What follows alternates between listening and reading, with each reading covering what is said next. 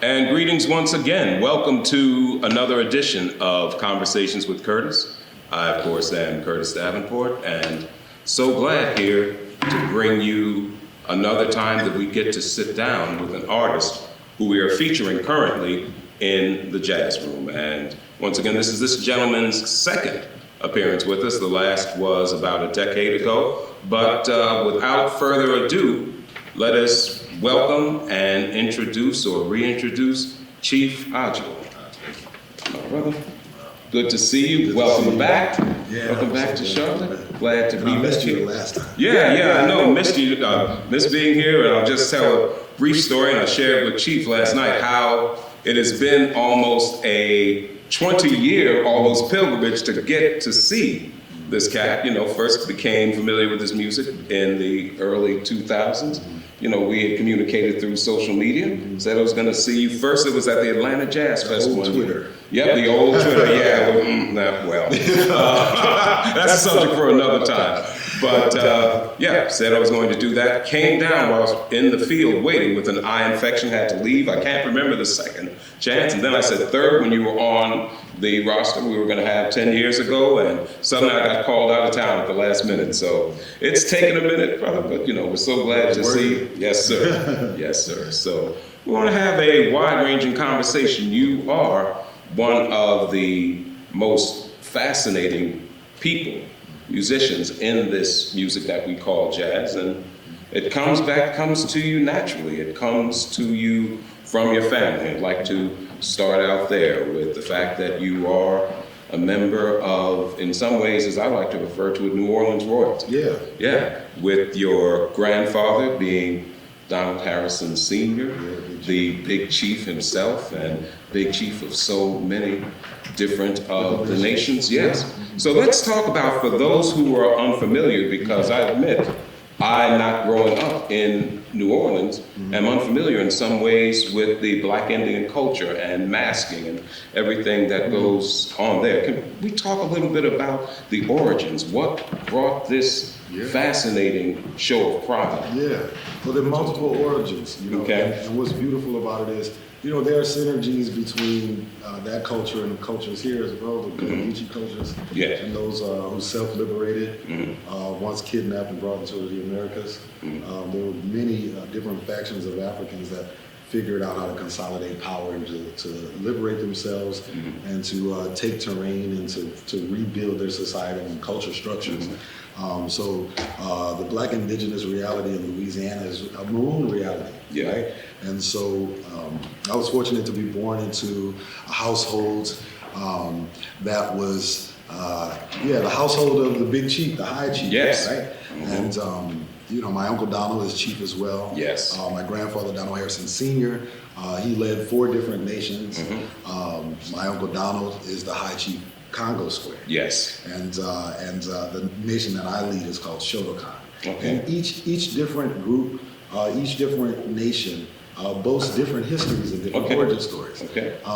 It can be sort of a, for lack of a better way of putting it, kind of a colonial tendency to put every narrative into one space. Okay. But just like a family, like if you go from house to house to house to house and ask them their origins is going to be different. Right. Nations are the same, right?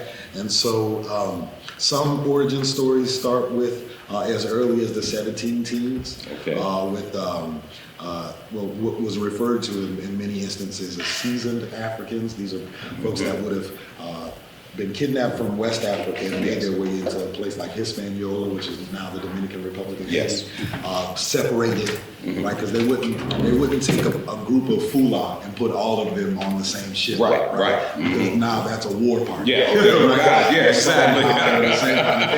Because also, you know, at that period in our histories, our larger histories, there was a lot of warring that was happening between many of those factions. So they had to separate them, you know, make sure that certain language groups and certain abilities to communicate didn't exist, right? But one of the main narratives that exist in New Orleans in this tradition was that some of the first groups of Africans that were brought there, a couple tiers. The first tier is that there were folks among them that were diplomats, people that could speak the different languages. So where they were able to connect the disparate groups and to be able to unify them. right? Okay. The second thread is that the natives in Louisiana are deeply melanated.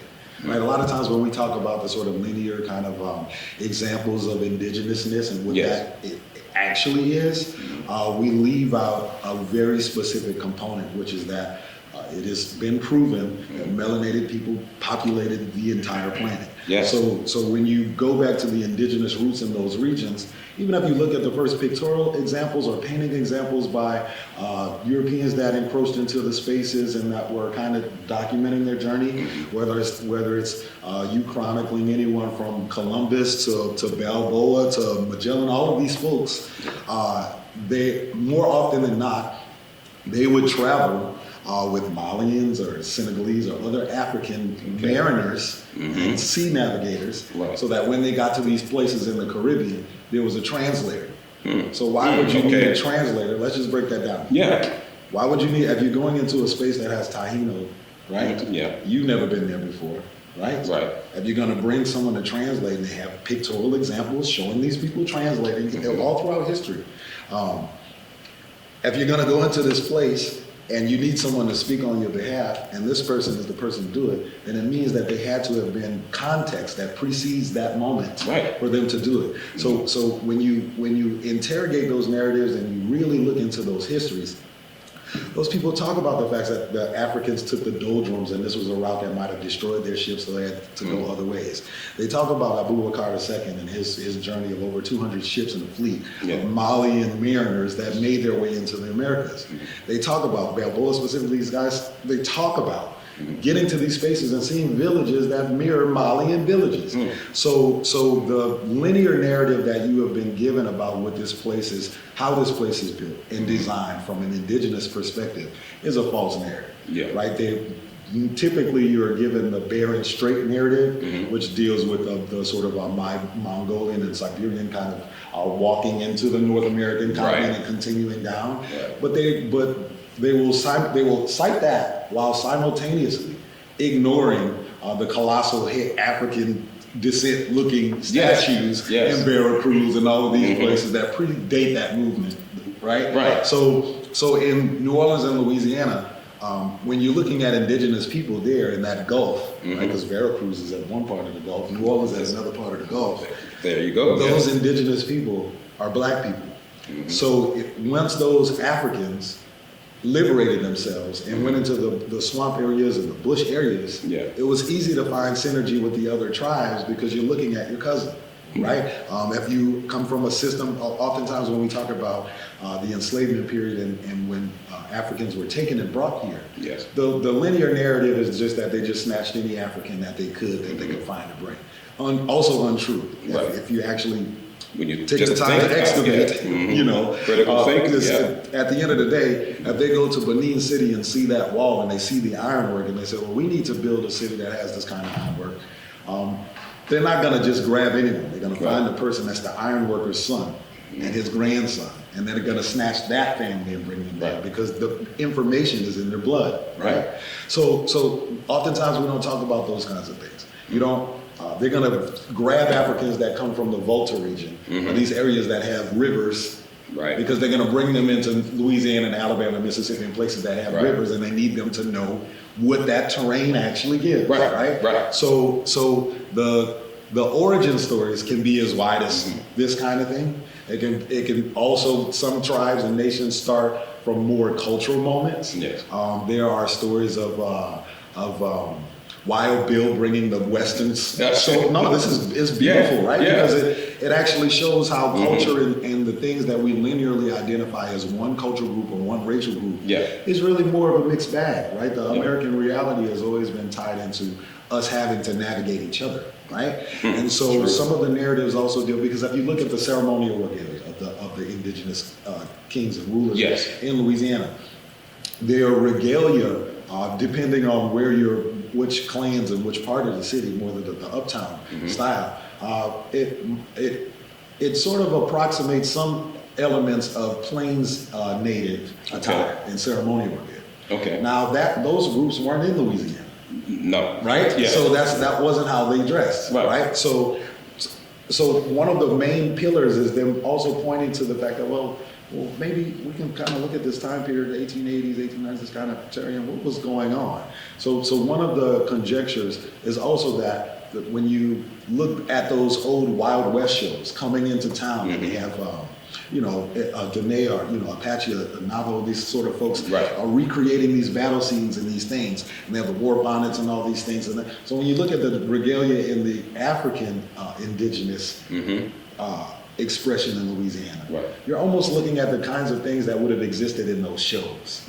So it's easy to be able to point a cultural thread line to that. So they're different origins. Some origins are cultural, hyper-mixing origins. Some origins are warlike origins, people liberating themselves and drawing a line in the sand and saying, if you come in here, we're going to slit your throat. Origins, right? I mean, some of the largest insurrections, well, the largest insurrection and rebellion in American history happens. It's called the German Coast Rebellion. Now, it's named that because they don't want you to call it the New Orleans Rebellion because everyone would look it up. Right. But their Loans Rebellion, right? So we have pillars. Malo, John San Malo is kind of the patron saint of runaways and this kind of thing. He was a New Orleanian Maroon, right? All throughout the Caribbean, they honor this man. But in America, we don't know who he is, right? So there are so many different threads of origin. But again, the culture is not about separating by definition. It's one of those cultural expressions where if you go out on Mardi Gras Day and Carnival and you see the chiefs, and everybody is invited. They're all welcome.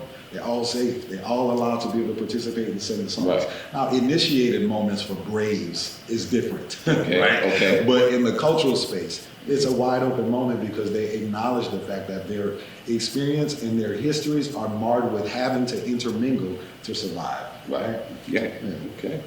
All right. Let's continue. I want to talk a little bit more about that and continue to explore your grandfather, of course, being Big Chief of 4 different nations. Your uncle, Big currently Chief, and you as well. And asking, I'm a junior. I want to ask, how does one ascend? There are multiple ways. It also depends on which nations, which areas. Right? But it is a chiefdom system. Right. So you can have multiple class of chieftain. Right. So like my grandfather, before he departed, he had contributed so many decades into it and was able to unify different groups and sort of quell some sort of resistances between other groups. So he was honored as the high chief. That was the energy that was given and the kind of rapport that he received and the respect that he got. But a person that is 20 years old that may get the mark because maybe a father dies or something like that, it's not expected of them to know have 50 years worth of information. Of course, incredibly unfair, right? So they also have to pay reverence and honor to the other chieftain that are around because that's how this is how this legacy continues. It's not about one man being the strong man. It's about all of the community being able to share information and knowledge so that they can continue to thrive and survive. So different ways.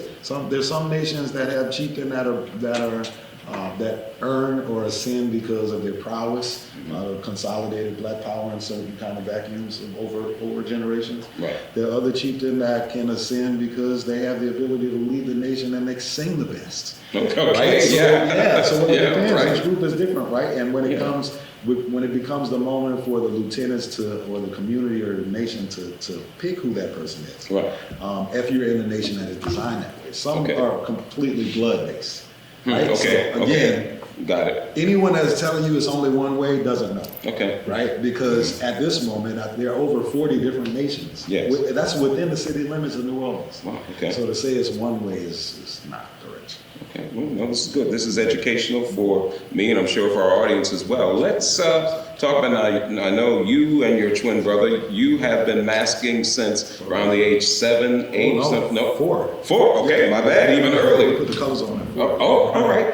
What, was it something that you were attracted to or was it a member of the family? How did you decide to start? Well, no, it wasn't our choice to start. The thing is, it's like, if you're born into one of the first houses or these kinds of energies, there are certain things that are expected of you. And, but when we were small, we were so, you know, in love with and attracted to the things that we were seeing around us. Yeah. You know, Mm-hmm. I think oftentimes when we speak about this culture, the main thing we speak about is the men, Mm-hmm. but it's the women. All right. You know, you see a circle of them sewing and giving love and, you know, nurturing to each other and caring for each other. And, you know, my brother and I were very close, you know, to our mother. Yes. So we would, you know, be in the circles with them, listening to the stories, and more often than not, the sort of conversational element. You know, the guys don't talk as much. You know, it's really as we usually don't. Men don't. Yeah. So if you want to get the narratives and really know and learn the histories, you have to get around the women. Right. And so even though we were very small, we showed a keen interest very early. Most folks are not going to start that early. Okay. But we have an elder cousin, Brian, who actually happens to be the youngest chief in the history of the culture. Okay. But he was, you know, had a ferocious appetite for it. He was really in it, and I think my brother and I kind of followed. We were in pursuit of him. Yeah. And you know, as you get a little bit older, and you're kind of seeing some things like maybe I want to do that, but it's also the elements of it that can really be frightening to children, right? Because these are braves and warriors. In some moments, depending on what the temperature is, it could go left. And they're out there brandishing weaponry, everything from machetes to, you know, deuce, you can name it, is there. Okay. And it's hidden in the regalia. Okay. So you might see a chief with big wings like that, and you don't realize what's under that wing, man. You know, this kind of thing. So, Yeah. so you know, you have to. It's important that the young ones are protected. Yeah. You know? And so, you know, our family is a pretty brazen family, and my mother doesn't take any shit. So, you know, we were cool. So they would be out there with us, even as small kids, kind of dressed in the regalia and things. But it took a few years for us to really understand what was going on, to understand the meaning of the different words in the songs and why they were being sung in certain moments, the different steps to learn, even as different roles. Right. I started out as a scout, or what you would say in English is a spy boy, right? Okay. And at that time, my uncle Donald was the gang spy. He was the lead spy. Okay. They're hunters. Yes. So during the carnival, in the procession, they're looking for the other tribes. Right. Right. And so you may have the main gang together, but the scout is usually out by himself, kind of searching around, and then he is relaying messages to what we would say a flag boy in English. Yeah. Who carries the tribe or the nation's standard. So he's signaling things to the chief in the back to let him know what's actually happening based on the signals that are coming back to him from the scout, right? So you have to, you don't just walk into knowing that, right? And and so sometimes it could take a couple decades to really understand all of the hand signals, and because in the old way, it's different now, but in the old way, you couldn't speak any English when you interacted with the other nations. Okay. But that meant that the diplomat, the guy, the flag boy again, the guy with the standard or the gang flag, this kind of thing. Right. He has to be able to discern or understand the different dialect. So let's say you come from a nation that may have a relationship to, you might be Songhai, as an example. I'll just give an African and an indigenous example. You might be Songhai and Atikapa. Okay. Right. Or you might be Fula and Choctaw. Okay. Right? Those are very different groups, right? They may look similar, but it's not the same, right? So if a scout from that space presents itself to you and you only speak Fula, in the old way, that's going to probably create some tension and some issues because that person didn't do their homework. You have to be able to communicate with each other. So my brother's loquaciousness and kind of verboseness made a lot of sense. So he eventually became the main flag. Okay. But when we were younger and learning the roles, it was just us kind of underfoot of those guys and learning. You know? Okay. But yeah, we were babies, 4 years old. Wow. Okay. All right. So we got a little bit of that history. Now that we're going to go talk a little bit about the music as well. Now with, of course, I know you started playing with your uncle, Donald Harrison, Big Chief Donald Harrison Jr. at a very young age. What drew you into music and toward the trumpet, especially? I didn't want to play the trumpet. I still don't want to play it. No, you know, the thing is, a lot of times people ask me, why are your horns all twisted up? You know, why have you made these? The natural sound of the instrument wasn't as attractive to me as the saxophone.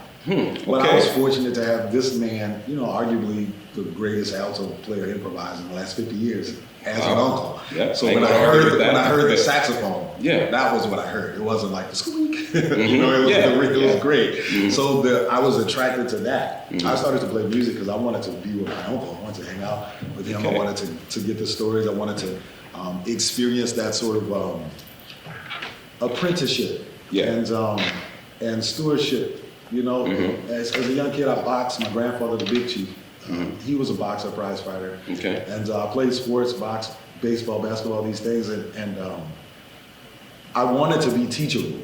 I could tell that the kids that were around and the folks that were like maybe more open to listening and responding, I saw their growth.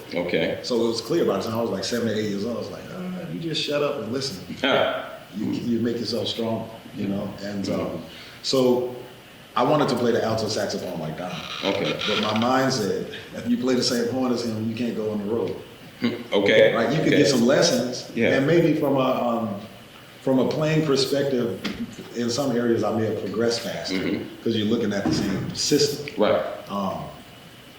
But Donald can play trumpet, you know, to be honest with you. He's a great trumpet. Oh, really? I did not know that. I just learned something. Picked the horn up and played Clifford Brown lines, man. Wow.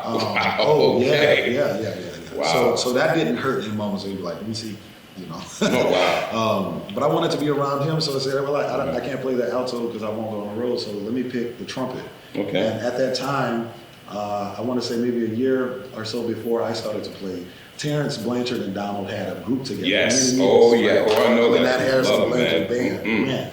I still listen to those records. Me too. Me too. And when you think about how young they are, that's the other thing. Like at this age there, now, baby. I'm 41 now. When I was in my 20s, I was like, man, this is crazy. But now, at least age-wise, being older than they were when they made those records, and you listen to it, it's like, man, this. You know, I can see what Miles was here when he heard Donald. He's like, this is the guy that's gonna change the sound. Because you can hear the genius, you know. So Terrence and Donald split. They were doing their individual thing, and like a light bulb went off. If I grab that one, I'll never forget sitting in my grandmother's van, picking up nursery children. Because she owned multiple nurseries that raised in the neighborhood, the Chief's wife, and it's sitting in and WWOZ comes on, and Indian Blues came on. And it was the first time that I could immediately tell my uncle's sounds. But the trumpet wasn't there. And I asked my grandmother, where's Terrence? Because we were around, you know. And she said, they were both doing their own bands now. And I was like, say less. So I would say a day didn't pass before I asked my mother for a trumpet. And I started to play, and my mother was a bassoonist. I'm saying, well, she's with us. When in her youth, she played bassoon and clarinet, and everyone in my family plays. And my cousin and I, Brian, we were the first ones to touch brass. Everyone else is a reedist. And which is probably why the saxophone was so attractive as well, right? Kind of an ancestral memory and recall to that. But yeah, I would say it was Donald. It was Donald. You know, it was just that. You know, when I try and trace it back, and like my sense memory doesn't remember anything else being as inspiring as he was. But it was also because he was the way that he interacted with you, even as a little boy. I could cry thinking about it. He's the type of person that would let you know that he had high expectations for you, but that you were capable of obliterating his expectations. You know? And growing up in that ecosystem and environment for a man that was as strong as he was, you know, and also there were the other things, you know, he would be dressed to the nines in a Savile Row suit, driving a jack, you know. You know, as an 11-year-old cat, you know, you're looking at him like, man, all of the girls like him. You know, this kind of thing, so maybe I'm gonna follow him. Well, hey, that's what Bradford said. While he switched from clarinet to sax, he said, I found out you could get women with a saxophone, right? It's funny, the guys that stay on the clarinet is a very specific thing. You know, they're like, you know, not to have other interests. But the cats, they want to play the saxophone. Oh yeah. That's funny, man. So going out with your uncle, you talked about his high expectations. Yeah. What was that like around 16 years old and you're out there on the road with your uncle traveling like that? Yeah. Let's talk a little bit about that experience, man. Man, well, I mean, it's like I started playing at 11. By 12, I was taking lessons with him. First lesson that I got to, he pulled out Donnelly, which is written by Miles Davis. But it is a nightmare. That's like impossible, when you're starting. Yeah. And at the time, they used to have what's called a pocket rule book, which it had the standards in it, but it was small. Okay. So it just looks like someone spit paint like a Rorschach. Yeah. That's what the chart looked like. And he pulled out an E-flat pocket book. The trumpet is an B-flat. Yeah. And he opened it up to Donnelly, and it just looked like the whole page was black because all of it was so many notes, And he put it in front of me and said, "All right, man." This is his voice. "All right, man. I'm gonna give you 5 minutes. I'm gonna go and heat something up, and I'll be back. Let me hear what you got." 5 minutes. Yeah. I'm sitting there, I'm losing it because I can't even play as high as the first note yet. But I tried my best. Yeah. And so when he came back into the room, the notes weren't right, but the rhythm was. Okay. And he said, "Okay, maybe there's something there." He told me, he sat me down, and he said, "This is gonna be the hardest thing you do in your life. You'll have to sacrifice so much of your time to do this, but the benefits of doing it, and what it'll do to your spirit, and like your ability. Again, I'm getting emotional. Your ability to be able to heal people. Somebody going through something, you can go and put the horn on them and bring them out of that with some light. Yeah. It's like I'm gonna show you something, but it's sacred. You don't play with that. Yeah. And you sure you want to do it?" Wow. And I said yes, and I don't know why I said yes. at first it was, just grueling, He's a guy that's like, "Look, you up at 4 in the morning, you're gonna have to run a couple miles and open your chest up before you practice and stuff." And I'm 12 years old. But by the time I'm 13, 14 years old, I'm good enough to play with most of the bands that are around, and he's pulling me to the road. 14 years old, I started to tour with him internationally. Wow. And it was frightening, and there were certainly moments where he would, levy the reality of what my level was and how I sounded and what I needed to develop. But it's the love and the championing of the younger generation that's what fuels this music. So even though you maybe have anxiety or fear or any of these things, because you're 14 years old and you're playing a theater, there's 3,700 people there, and they will boo a kid. Oh yeah, I learned that. The first time I played the Chicago Symphony with them, I got sick, like really, really sick, and it's like first time traveling in the Northeast, not the right jacket and all of these different things, and I got sick and had some sort of issue with my lungs, and then also ended up getting a bunch of blisters and things. The trumpet will do that in general. Yeah. But I couldn't really play. And, he's definitely the type of guy that when the resistance actually presents itself, this is how you learn how strong you really are. So he was like, "I'm not gonna make you play, but at some point, you don't raise children to be children, you raise them to be men." That's right. At some point, you may have to do this in this condition. And knowing that you can do it is important. So I'm gonna leave it to you. I love you. It doesn't matter if you play or not. I'm always gonna love you. Cool. But I played.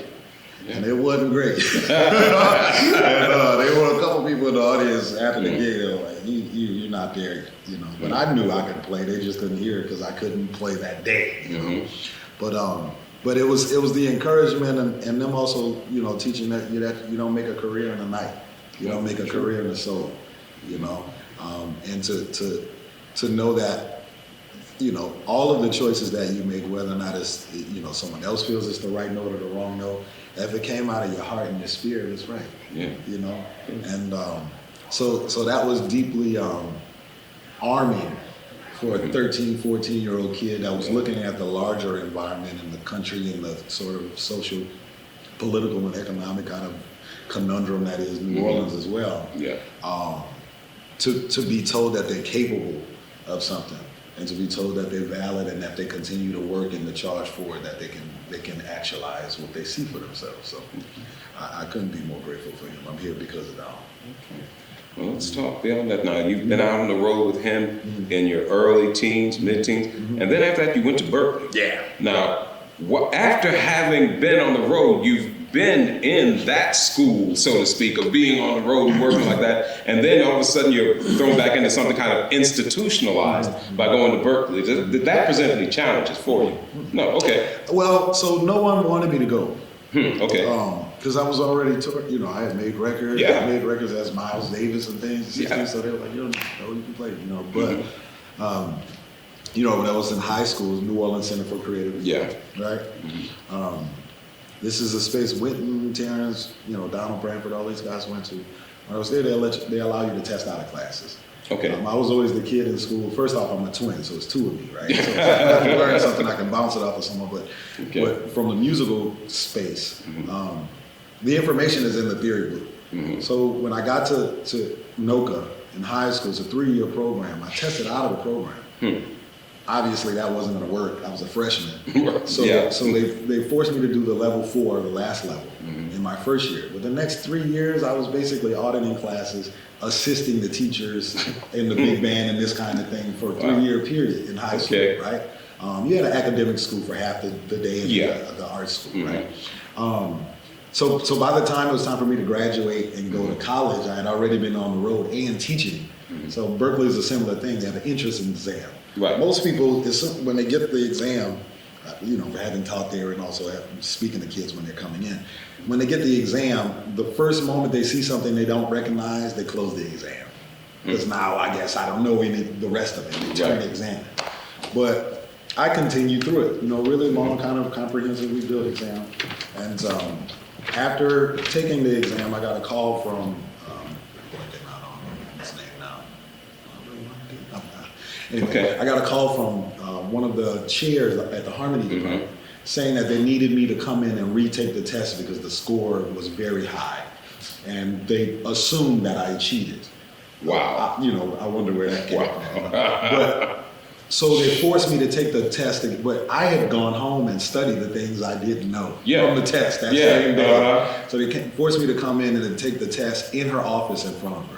Okay. These are the things that people don't talk about, the little small microaggressions. Microaggressions, Right? And so I had to take the exam in her office the next day and scored much higher the next day. And so she was like, well, I don't know where to place you. You don't really have to take any of these kinds of classes. What do you want to do? So I was able to get out of Berkeley 2 years. Most of the classes that I took there were actually classes at other schools, academic classes, philosophy courses at Northeastern, and I was going to the Boston Architecture Center to learn different things. My father went there for university. And so my experience there was really more of a social experience versus a classroom experience.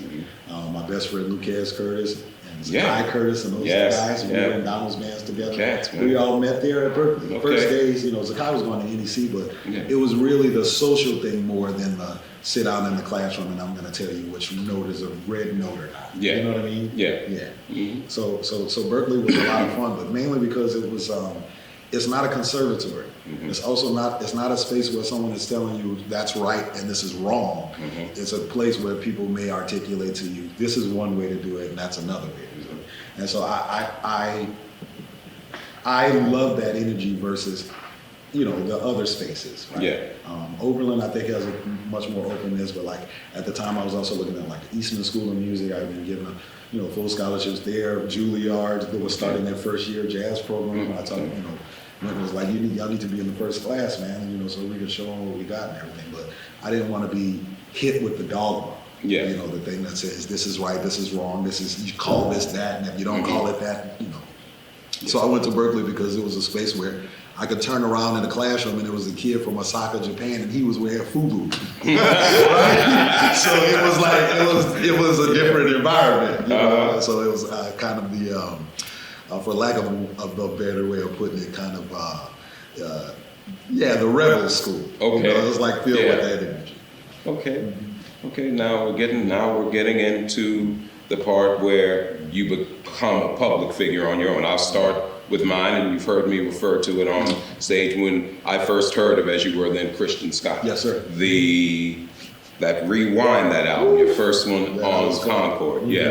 it excited me because, I heard a lot of cats around your age, said that there was something different, not only in your sound, and I've heard cats approach, and I'm going to be blunt with it, kind of a lazy approach to it. I'm just going to blow over some hip hop rhythms, and and there you go. I said, all right, fine, but it's not showing me anything. Not really Exactly.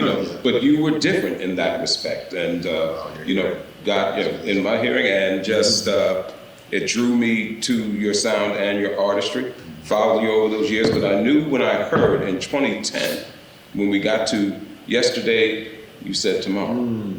Even the title of the album spoke something different, and I noticed that you took more of a social awareness in that album. You were clearly evolving toward who you are now. What were some of the things that brought you toward that? Let's talk about that evolution from rewind this to Yesterday You Said Tomorrow. What's going on? Yeah, that was a time, man. Well, it's like, no problem. And firstly, man, you got a great ear to pick up on those things. As a fusionist, and someone that cares about music from other cultures. More often than not, you're browbeaten with these ideas that, like, unless you belong to a culture, you shouldn't touch those things, those expressions. But I don't feel that way about sound. I think if something has the ability to be able to help someone through something they're navigating or to heal them, then we should all be more open to sharing our ideas and thoughts, right? So that was kind of the first approach, to trying to figure out how to create a Fusion 2.0, right? And so I think the main thing for me with Rewind that was that we didn't want to play into the sort of systemic reality that revolves around how you release a record and who is eligible to speak or release a record. More often than not, if you look at maybe the 30 or 40 year leading up to that point, when someone was playing this culture of music, in their introductory record, they had to play standards. Right? You had to prove that you could play a blues and prove that you could. I didn't have to prove that to you. I can play the blues. You know what I'm saying? The 12-year-old could play the blues, right? And also from a listening experience, if you're listening to someone's soul speak to you and you're saying, let's see if they could do it. That's weird. Sorry, that's odd. It's like you take it for the story, and if the story it doesn't vibe with you, then you just move on. But in this culture of music, there can be there's sort of a lot of value distinctions and sort of pejorative and belittling ideas about other cultures of music, actually. Because of the prowess of the musicians and because they're such adept improvisers, someone from this culture can pretty much show up in any other culture and be like, oh, that's nice. You know what I'm saying? And it's not, that's a beautiful thing. But when you walk with that energy, when you're dealing with human beings, that creates something that most people in this culture of music would say that they abhor and they do not accept. Meanwhile, they are simultaneously exhibiting the same, right? So I could see that as a teenager. And so I wanted to try and figure out a way to be able to create a new sound that was also rooted in the older sound. But I was also willing to listen to the elders. So I wouldn't just be like, I'm mixing rock and roll with this. I would go and ask Alan Toussaint, hey, Mr. Toussaint, how did y'all do that? Right? And you don't get any more of rock and roll, the real thing, right? The root of what rock and roll is from that. So to me, it was the same as asking, in this space, if you play the trumpet, you find a trumpet teacher and that kind of thing. But I never saw it that way. It didn't matter what instrument you played. It was the minds. So I think part of what led to that fusion being so well sewn together was the fact that it wasn't just me. It was also my elders being like, this is what you're looking out for, and this is why we played that note here, right? And I came up under Donald, who also was nouveau swinging at the time. Yes, he was. And that you could argue might be the hippest version of the fusion sound because it forced everything back into our thing. Yeah. You get what I mean? Yeah, no, exactly. And so learning how to fuse the music really just came from Donald, watching him incorporate the different elements of danceability back into the music and how he merged those things and how meticulous he was about it, how good and adept he was at articulating to the audience what was going on, and in those moments that us, the younger musicians, were peeping out, oh, okay, that's what the artist's doing that. So, but by the time we get to yesterday, you said tomorrow, it's it's a full-grown dragon. Yeah, yes, it was. The guys that were, all of those bands were great bands. The younger bands, some of those, Thomas Frisian, Lucas Zakai Curtis, Matthew Stevens. We're talking perennial champions now. Esperanza Spalding. We were dating. She was my girlfriend at that time. We were very young and all this stuff. No, but it's like sometimes you don't think about the fact, and Lonnie can tell you this too. If you look around, it's really a family of people. They've been together since they're kids a lot of times. Yeah. So it's like, man, I've known Robert since I was 14, Walter Smith since 12, these folks since you're small teenagers. So growing together, I think oftentimes when we talk about the music, you look at the leader, and you say, man, that was a great record. It's not my record, it's our record. Yeah. You know what I mean? So I think with that particular record and evolving to getting into the space where I could take a step back and say, okay, the other perspectives here are equally as important. So how do I write something that will help this improviser compel the audience? What their perspective is on it. Well, maybe this is a subject matter where we're playing a song about something that we converse about. Yeah. And my feeling on it might be a more nominative feeling on it. But yours might be really radical. Yeah. And that might be what people need to feel and hear. So I'm going to build something for you to improvise over it because they don't need to hear what they already heard, right?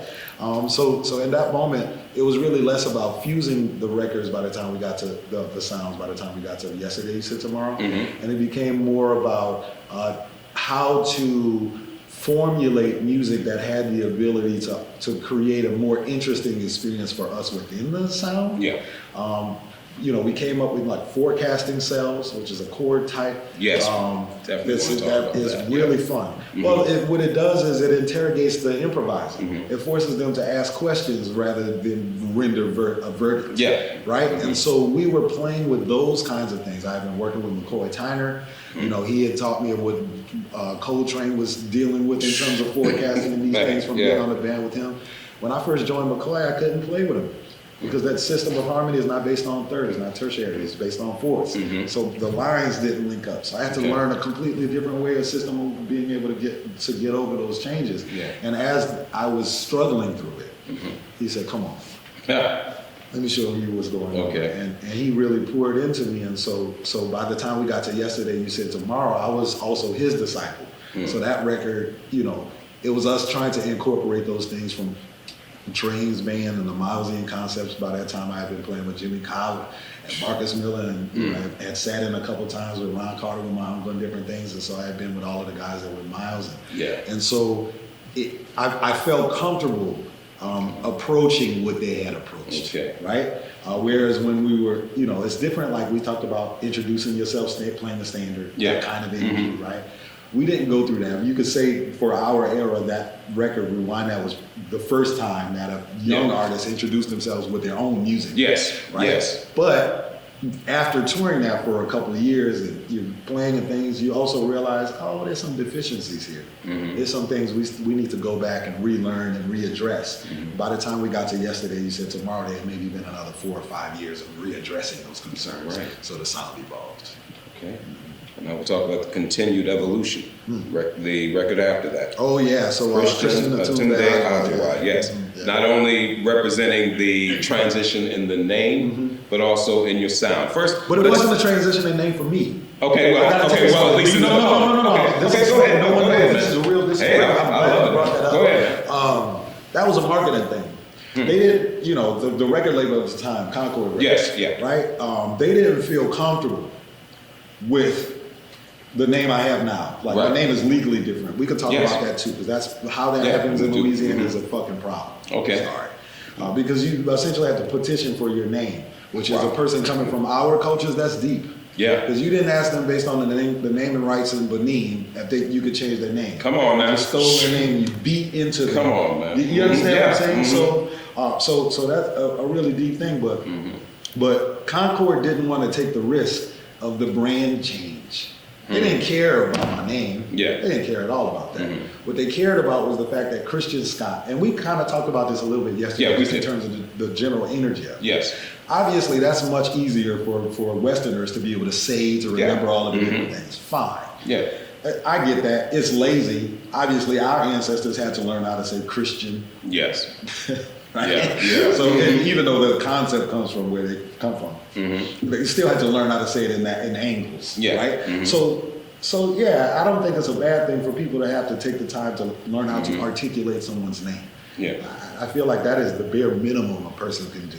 Right. Agreed. Yeah. But the label wasn't interested in that, and for them, they wanted to make sure that there was some name recognition, that something harkened to it. And they were unwilling to compromise in terms of my actual name. Yeah. Right? What I actually wanted to be called. Yes. Right? So for them, it was like, well, no, we're going to go with Christian Scott. Because even if you look at that record, the name on the artist name is Christian Scott.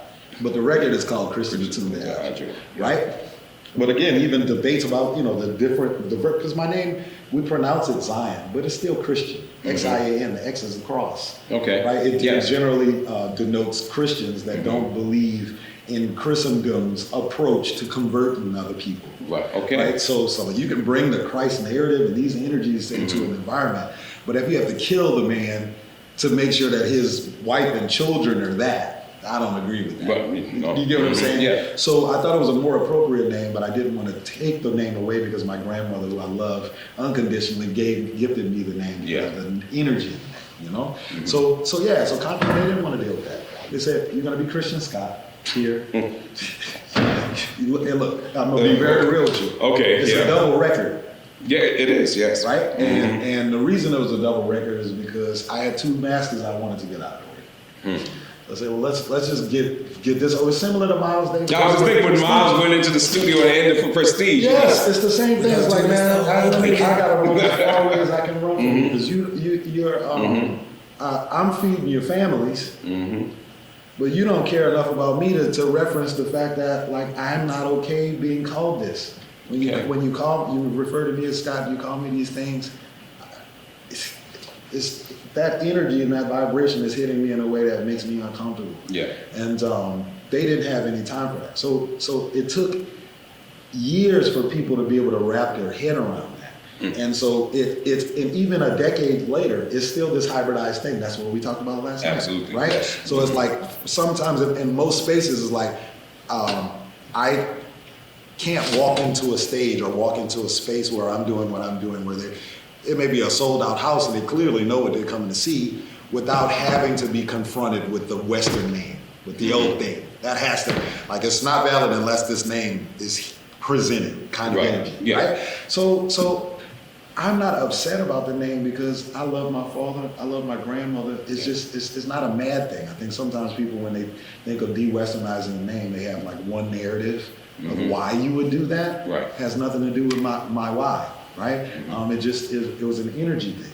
And I wanted to make sure that the next generation of people that come from my family also had the ability to call themselves something that in terms of their ancestral memory and their avatarness, right? Because we're not just, you're not just you, you're not just me. I'm my father, my grandfather, my grandmother, all of those beings are also here. Yeah. So if someone calls me Scott, those beings remember who Scott was. Right. You picking up what I'm putting down? Right. So that's actually a trauma and an aggression in of itself. Yeah. Every time they call you this person that was your captor, and some person, I mean, we don't have to go through the litany of terrible things that happened to these people and what they endured. Yeah. So you're hearing that name and you're being called to that. You respond to that. Well, why continue that in this moment? From my position. Yeah. I also understand that many black people in this environment don't have the type of life reality where they feel like if they take that step, they'll be able to feed their children. right? Yeah. You show up even to a grocery store, damn Winn-Dixie, with a job application that says Abu Bakar Diallo, that job is going to be more difficult to get. Yeah. Right? So I understand. Because they see the name, not you. The name. Yeah, but the name. Absolutely. The name is a corollary to something else. Yes. And so for me, with what I do and what I've been able to refine and try to continue with and practice, it is different. I don't have to go through that. There may be certain moments where I may not be eligible for certain kind of resources because of that. Certain awards and certain energies because you're speaking truth about what you're seeing. That's okay with me. There has to be examples, right? And so for me, it was like, well, someone has to be clear about the fact that this is not okay in this time period, and to try and levy that with a different energy and a certain kind of compassion, which is why I'm okay if it is called, right? But it's not a preference to be labeled in that way at all. But not a preference. With Concord, they didn't want to let go of the brand. They said, well, Christian Scott, this person has 15 million MySpace followers. This kind of thing. At the time, it's like I was on the cover of Billboard magazines and these kinds of things. And even though it's people looking at it like it's a trumpet, it was popping, right? So for them, it was like that's like if you're McDonald's and you're saying you want to be, something no one can pronounce. Yeah. From their perspective, But it's like, well, the food is still the food. So it also made me realize what was actually going on at the label. They didn't care about what the music sounded like. Chris Dunn, the guy that produced the records with me, he cared. No one else cared. And so that was illuminating to me. So as soon as I was able to emancipate myself from that, started my own record label, app company, and did the whole thing. But I still had to fight for my name. First time I went to the judge to petition for the name, they said no. He had watched me play Angola, Louisiana, and the 13th Amendment on Jimmy Kimmel Live, which a lot of people were upset about, me playing a song about modern slavery on national television, but that's, you asked me to play, so I played. And and so after that, you go to this moment, you're trying to change the name, and the man told me he wasn't gonna allow me to benefit myself by having my own name. Wow. But he also understood my family reality and who we were. Right, so if I have my own name, who else is going to jump on whatever that train is and open up to that idea? Why should you care? Well, he shouldn't care. But the point is, it's always the fear thing. And he was right. I can think of maybe 4 or 5 different families between New Orleans and Lafayette that have changed their name to Adjuah and have come to me. One woman, she brought her little boys and we did a naming ceremony and asked permission. She asked permission to have the name because it's a very rare name. I think there may be less than 700 people on the planet with the name or something like that. But he was right in that people have changed the name and they are acceding to it. But at the time, this was like the height of this. At that period, sort of the press and the media that we were getting. So I think his thing was like, if I allow this person to do this now, and he was just on Jimmy Kimmel 2 weeks ago, we may have to face something that we hadn't seen since we pulled tanks into the Desire Project to get the Black Panthers out of there, and we don't want to have to address that. So no, you can't have their name. Wow. So my name was legally changed a few years ago. I've been fighting that since 2011. Wow. 2010, 2011. Yeah. So we're talking now about the evolution, stretch, and everything associated with that. The freedom you had in your sound and what came from that. Your instruments here. The ones that are more conventional, plus the one behind us that's unconventional. I want to talk. I got so much, and I'm running out of time. I got the forecasting cell, the whisper technique, man. The app that came with Stretch, man. I got all of this, man. What time? And I am running. Dang, I'm running out of time. Okay, well, I hope everybody can stay with us a few extra minutes, because we are going to definitely go over the hour. As long as my brother here, you can say, all right, you with me? All right, appreciate you, man, appreciate you. So let's talk about now the freedom let's talk about Stretch is more than just a name of an album. Oh, It had a meaning. Let's talk about stretch and forecasting self and everything, whisper technique, all that. Ooh, wow. Yeah. Well, I mean, I think stretch music in general is really more of a way of thinking and a philosophy. Okay. Right?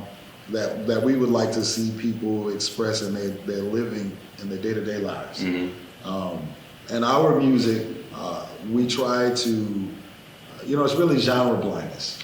Practitioners. In that, when we talk about genre, like if I ask you to visualize a salsalero, if I ask you to visualize a classical musician, do you see the same people? No. Right. Honestly, in the immediate, what comes into my consciousness, it's not. No. Why not? It shouldn't be, but it's because race and genre are connected. Yes, what we have been told, and it's hard to break that down. Right. So we've been conditioned. We understand the reality of going into a store and having to buy something and having there be some differentiation in certain things.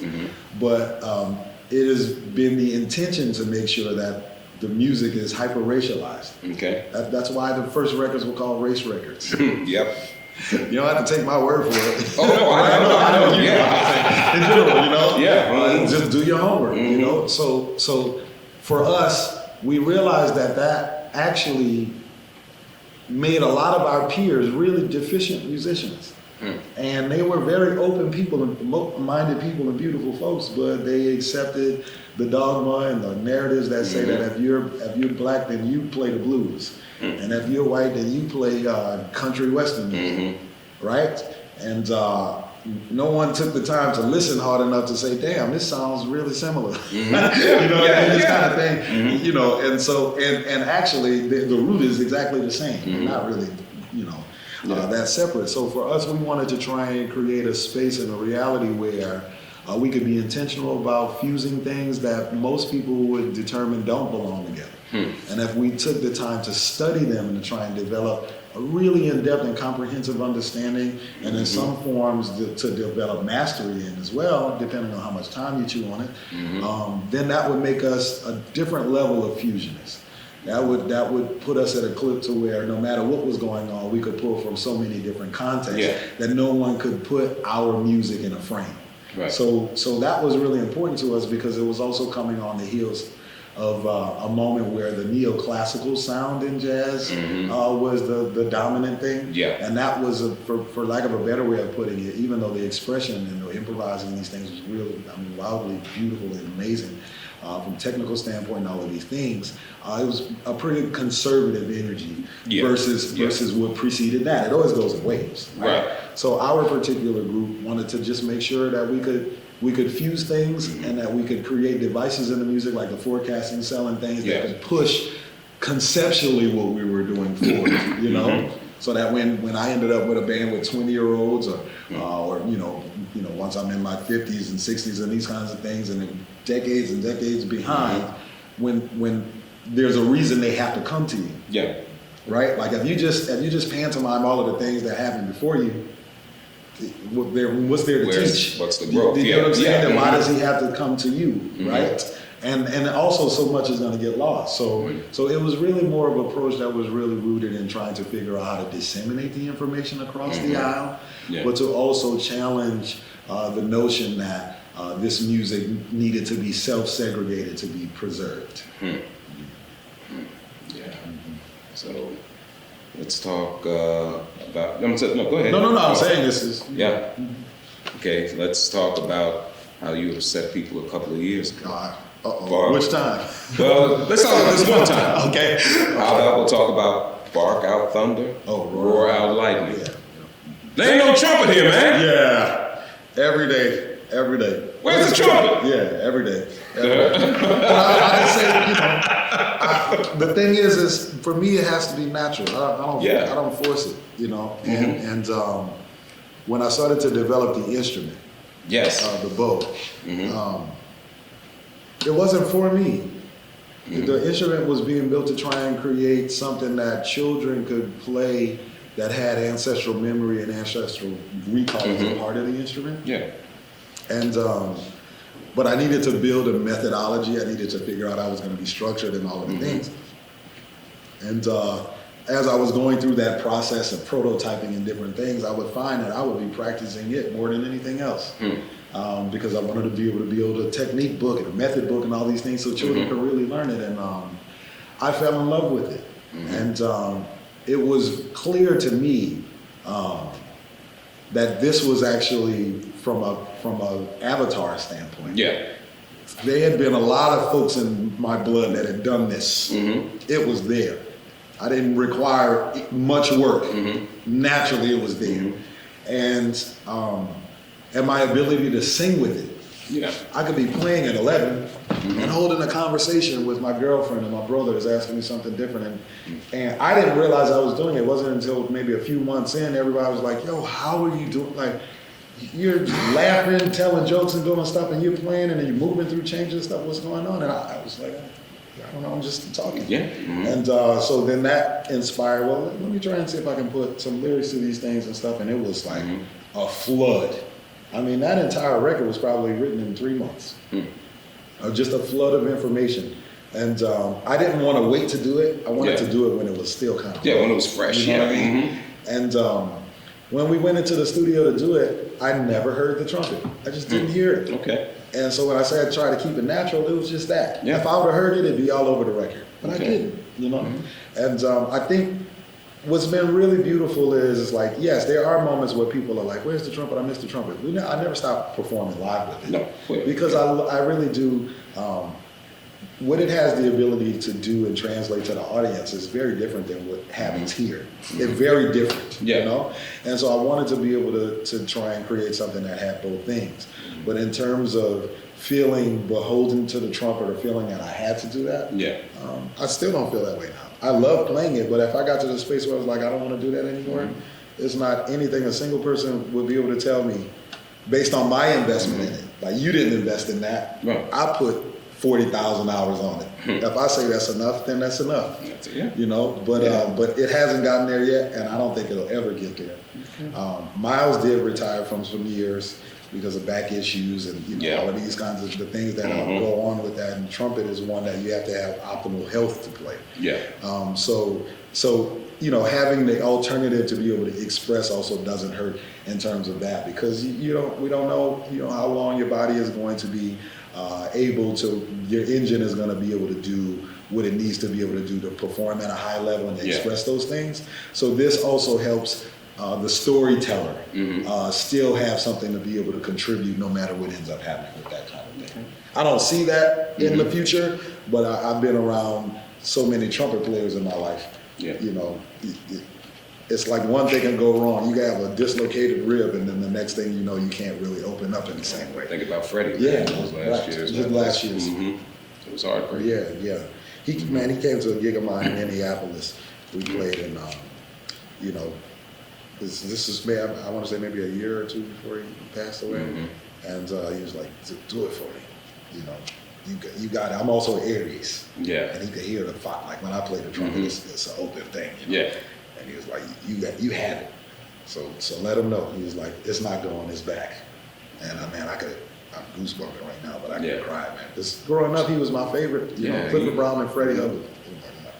It's not, he just play impossible things on the trumpet. Yeah. Oh, man. I'm here now. I'm here.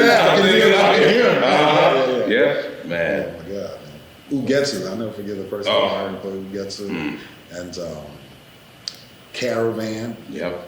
With the arrangements by Wayne Shorter. During the Lakey days. Man.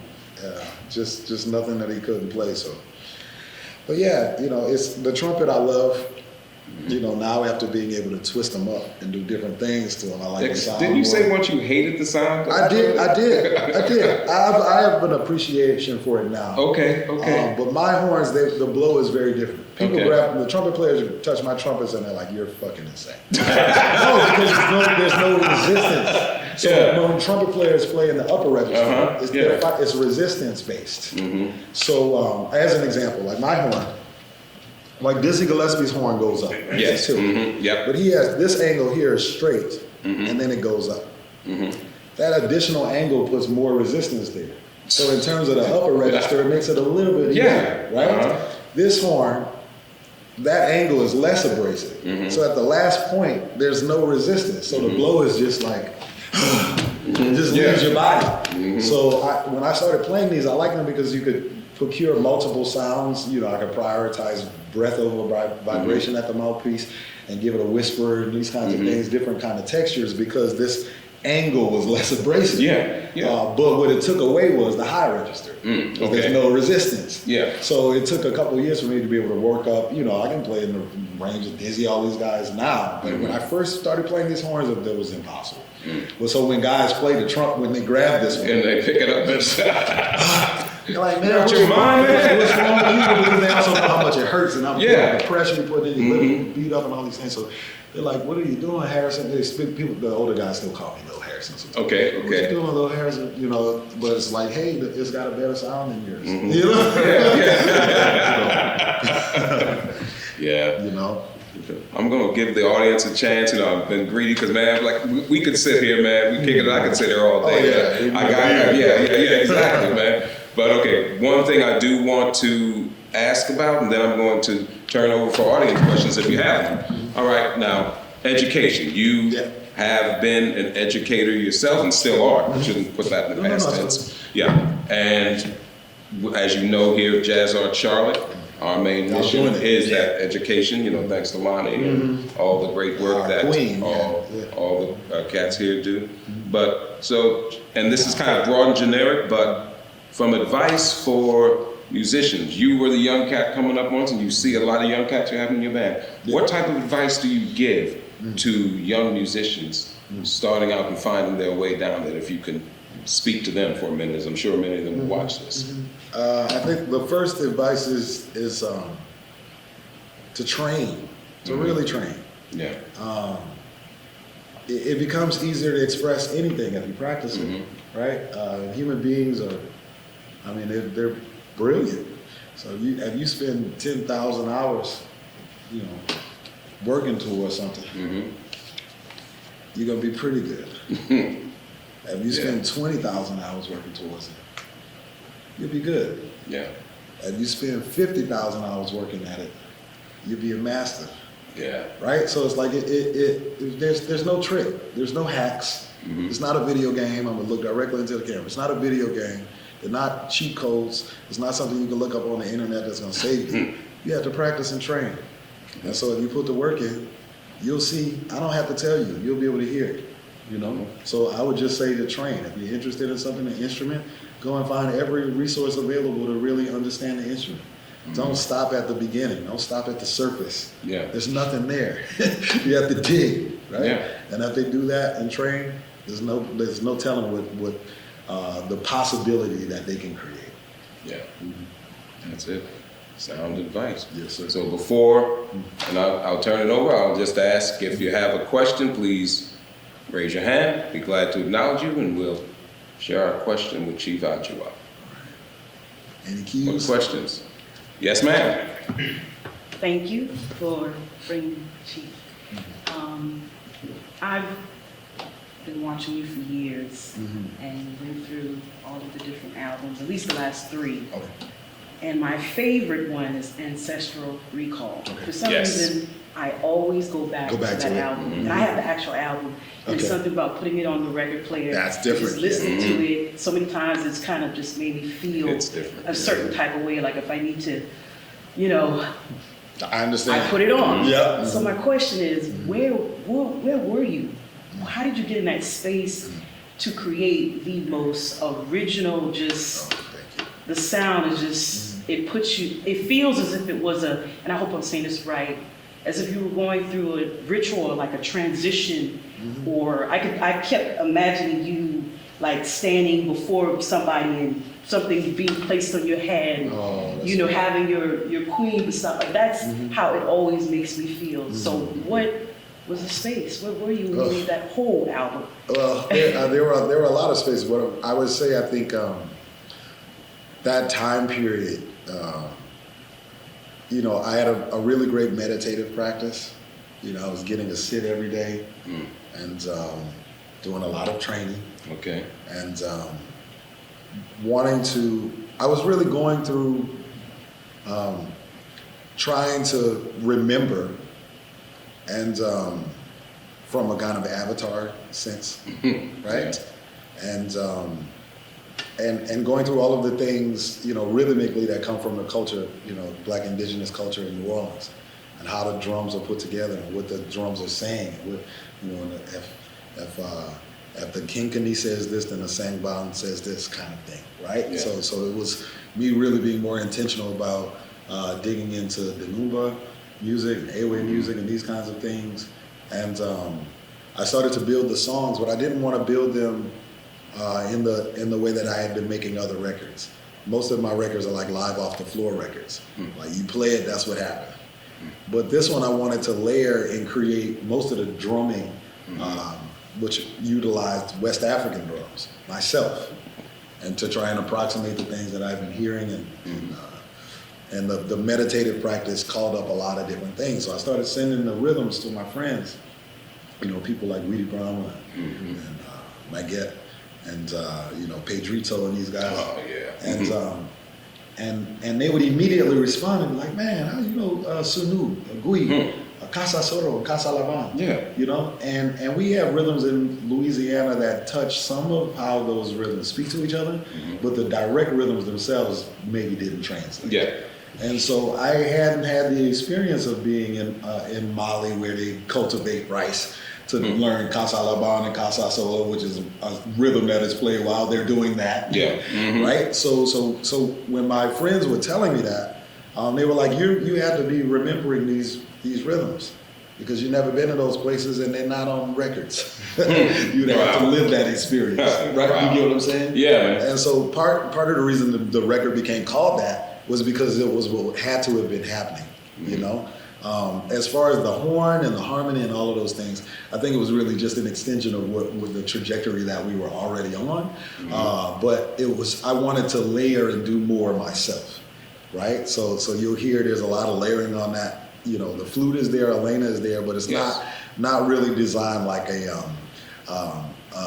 don't like the word jazz. I try to avoid saying it at all costs, but it's not designed like those kinds of records. It's really more, I might take 10 layers of trumpet and put it over 20 layers of drums. And so that much time and sound being input into a song is also gonna give it another kind of power. It's the same as like if you listen to, you can just listen to a singer-songwriter and a banjo and a voice, and it can compel you, and that could be the most powerful thing. But when you listen to an orchestra, it doesn't mean it's more powerful or stronger, but it's different, And I hadn't had the experience of, I always loved arranging and doing that kind of thing, but I didn't want to go a big band route. I wanted to try it out myself. So it was like the confluence of all of those things happening at the same time was how that became possible. But I would say the first part was really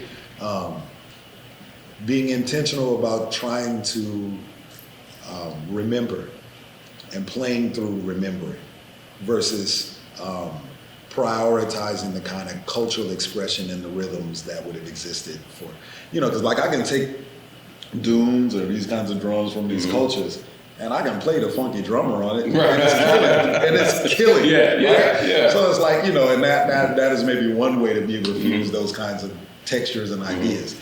But it's different when you say, no, that's my hands. I'm not looking for my hands. I'm looking for your hands. Yeah. Where are your hands? Now let me approach this with your hands.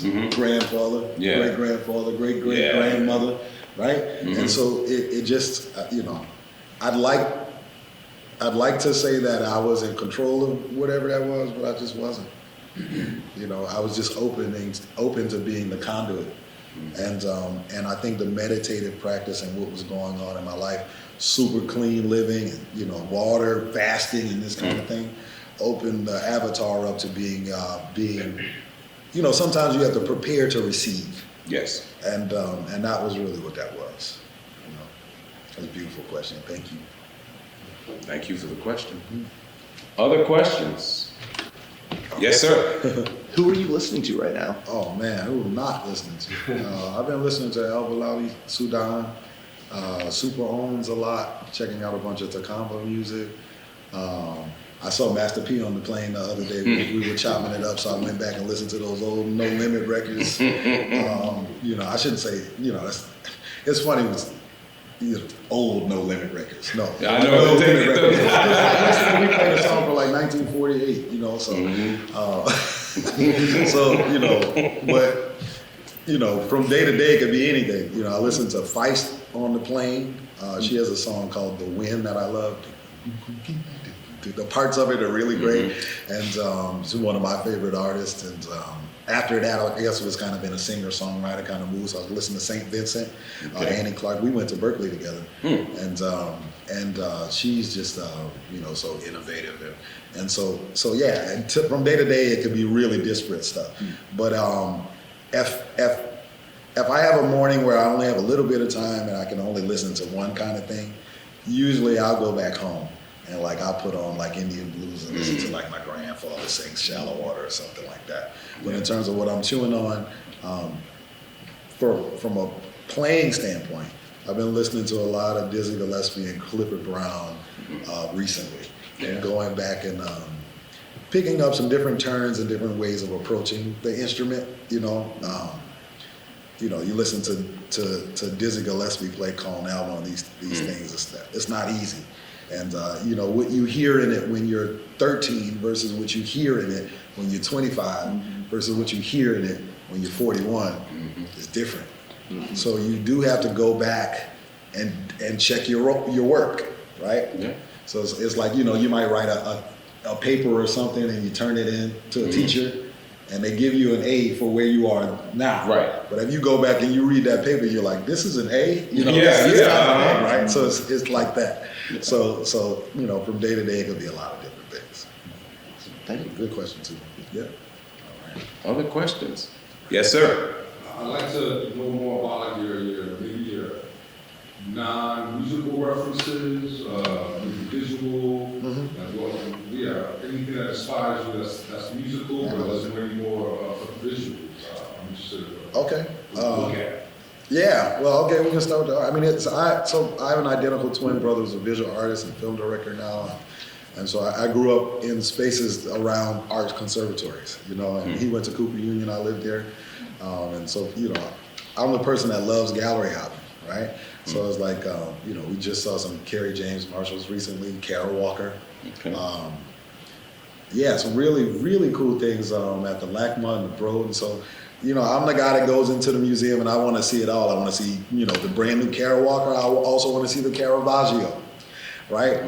Because all of it is inspiring. I'm a deeply visual person.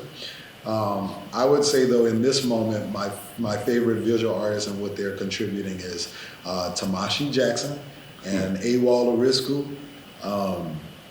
Also, let's see, let me throw a third in there that who have I been leaning on recently. Yeah, Tamashi and Awal definitely at the top of the list. But there's a guy named Kevin Kedro. It's in New York, Jamaican American. This guy's ability to compel through visual art, I mean, it'll leave you like, you know, you want to cry looking at it, you know, and that kind of emotional reaction to art is something that I enjoy. So I look forward to seeing him have more exhibitions and more gallery spaces and different things. And there's one of my really, really close friends, is a woman named Dr. Margarita Rosa. She's Dominican born. You know, she's an art historian and curator, and so we have a really beautiful relationship where she sends me different things on kind of missions to check out art. More often than not, the art of women from our communities, and so I spend most of my days probably when I'm hanging out being social in art spaces than music spaces. Actually, you'll find I've found that it's rare that I'm at a jam session, you know. The energies there are not always positive. So if I'm gonna have the social moment with artists, my preference is visual artists. Actually, that's a good question, man. All right. Any other way? Yeah. Yes. Before you start, I like your swag, man. I appreciate it. Go ahead, bro. It's actually something I was going to touch on. I grew up in jazz artists. So going like JazzArts every Sunday for years. I think since like 7th or 8th grade. Okay. My early years of trumpet, right? Okay. High school. And as I learned and was studying these different trumpet players and all the people that my teacher was telling me about, even the trumpet players that were teaching me, we had the reference point of being able to hear them play standing. So actually I had a cousin of mine that was just really into music. I'm from Philly, but grew up here. And he sent me one of your albums. Okay. And I'm like, okay, this is dope. I'm already looking at the cover of the album. I'm like, hey, this is fire. Like, this morning. All right, that's already one thing. And I turned it on and I started doing some more research. And I was trying to find videos of me playing standards. Okay. And then I just couldn't find them. Like, very few required machines. I'm like, he's obviously so fundamentally sound. You know what I mean? So, like, I know he can play. Like, I just can't find where it is. So like maybe like trying to, being a young trumpet player, trying to get it, I'm playing the board, playing all these standards. I'm pretty busy playing these standards. So I couldn't necessarily do that, but I always had my own personal style. So I had to, I grew an appreciation for the fact that I could do that. Yeah. So I was like, I can only go and hear this music. And I think coming to this talk today, some of these ideas I came in touch with as a young student, as in my transformative years, like you just literally said it the way that I received it as a child. You know what I'm saying? Okay, like I just didn't want to play standards. I'm like, oh, duh. That's how I was like, you know what I'm saying? It's reaching, like, it would, I would start to put some frustration sometimes. Like, dang, I really can't find me playing like. It's not just you though. I get that a lot. Yeah. But I'll tell you what that is though. Yeah. It's the time period. Right. So like when I first started touring, 1996, 1997, no one was in the club with a cell phone. Right. And if there were, it was this big. And it didn't have that's correct. That's it. Right? So at that time, and I appreciate the hell out of it now, it's like at that time, if someone came to see you play, is because the word got out that you could play. It had to be real. Yeah. You couldn't put up a 10-second clip of you tearing some shit up and then act like you could play. You had to be able to play because they were like, that ain't it. They wouldn't be there. So you had to think about how you get an auditorium filled in 1995 was different than it is today, right? That's true, yeah. And so I covet the fact that like you had to be so present and really had to navigate through that music. I really wish there were the examples of the younger person playing through, because I could play, like now I'm looking at it and like, damn, like can you imagine if they were, a video clip of me at 15 years old playing Donna Lee with Nicholas and Roy, this kind of thing, you know what I mean? And like playing, So these kinds of things, I wish that they were there. I was talking to someone recently, they were like, they couldn't find any videos of me with my Uncle Donald. I was in his band from 14 to 27 years old. Yeah, how could you not find it? There's a few, but the point is they might not be uploaded. It may be on social media because the technology was different, right? So it's that is actually frustrating. That part of it is frustrating, not as it relates to my music and my career as a leader, but the foundational things not being there is kind of frustrating. Right. But as I grew, I think having such a unique personal style of my own, being able to watch over the years, even as your styles change, even as the name changes, and claiming what you own, being so vulnerable in your art, something I have to grow and appreciate because it is. I've been in a vibe now where I'm just like, I just need to make art for the sake of me to make art. Right. That's correct. Yep. Make good music for the sake of making great music. Because, again, if it's spoken, people are going to come. Yeah. For sure. That's right. So, just appreciate you, man. No, I appreciate you for rendering that to us, man. For levying that to us. I can feel the synergy from across the hall. I'm just checking this fashion out and what he's articulating stuff. You said you started on trumpet? I play trumpet, yeah. Okay, so still, I'm just making sure. You could have moved on. And a very good one, I must say. I can tell. I can feel you, and you have to say, I can feel it. Oh, yes, he is. Yeah, man, that's fine, man. So it looks like, okay, one more question, last question. Yes, sir. So what was why did you take the approach that you did on the Racer? Like that distortion sound? Yeah. You want to know what that is? What is that? Paper on the piano strings. So we were at that moment, we were really intentional about trying to figure out how to create more interesting texture and to fuse things that may be more interesting to folks that were listening to like alternative, indie rock and this kind of thing. but without having to put a bunch of distortion on an amp. Like, how do you do it texturally? And I've always been a big fan of Bjork, and she has a record called Vespertine that deals with recording all minute and tiny sounds, small sounds. You know, like what does it sound like when someone is just, you know, moving their hands across little tiny rocks, and if you put a super sensitive microphone on that, and to make a beat with that, you know, and this kind of thing. So it was us kind of merging that with a live off of floor sound, you know. But that is interesting. We actually, so that record, Rudy Van Gelder came out of retirement to make that record. Wow. he saw us at Newport, and he came up to us after the show, and he was just like, I haven't been making records for almost 2 decades because I haven't heard it. He was just straight up. He was like, I don't hear it. He was like, but whatever this is, that's the future. So would you like to come and record it? You know, I almost fell out. That's amazing, man.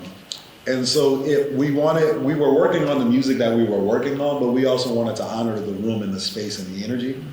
You know, I remember the first day we walked in, I was playing the mute, sitting on the floor. I shouldn't say, I was gonna say India style, but sitting on the floor. Understood, yeah. Playing the mute. And he walked in and he just stared at me.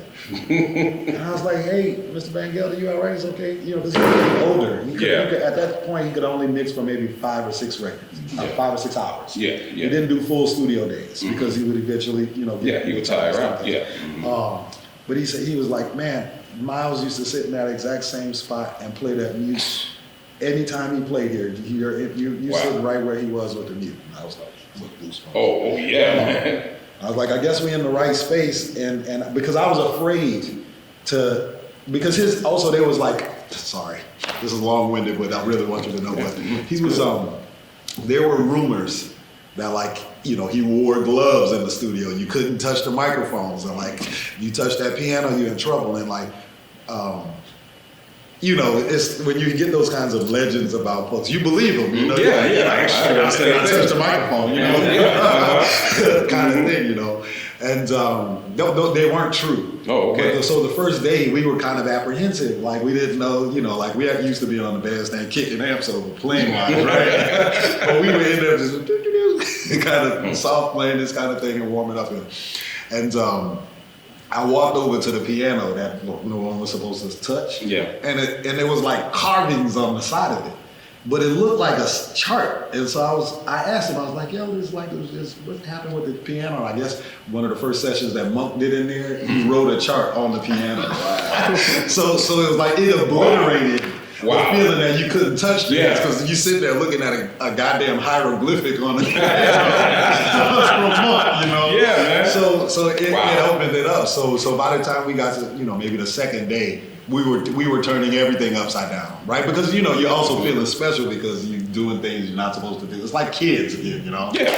And so we threw some paper on the piano, and as soon as Milton hit it, he stood up. You know, this is the booth, because, you know, he's really listening. Yeah. Like, what was that? Did something pop or anything like that?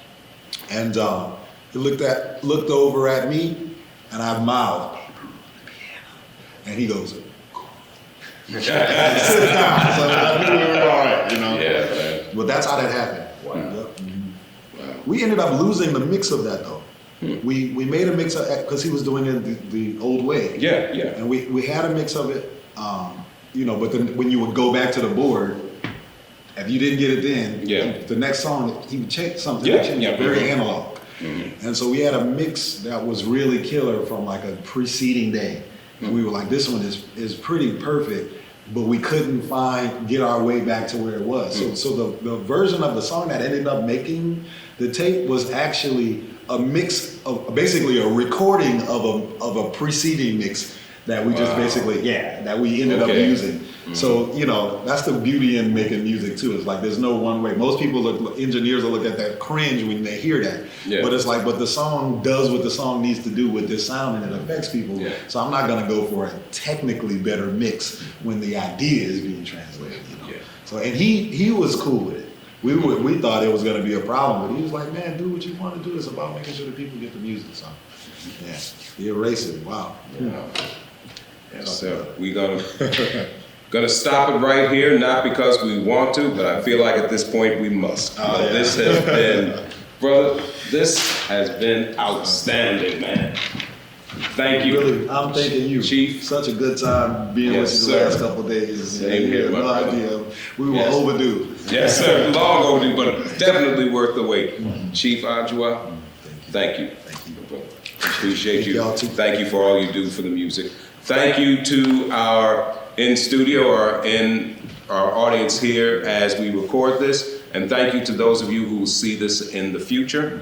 We know now Chief has 2 more performances with us tonight, but I know that will be in the past tense by the time this is seen. But I will say, wherever you get an opportunity to see and hear this man play, take advantage of it. So he is truly, as I said then when I first heard him play all those years ago, he is the future of our music and is now the present and will continue to do so. So on behalf of all of us at JazzArts Charlotte, my name is Curtis Davenport. Thank you always for listening, for your support. God bless you and keep swinging. See you next time. Keep swinging. Man. Like I said, we could have done this. Yeah.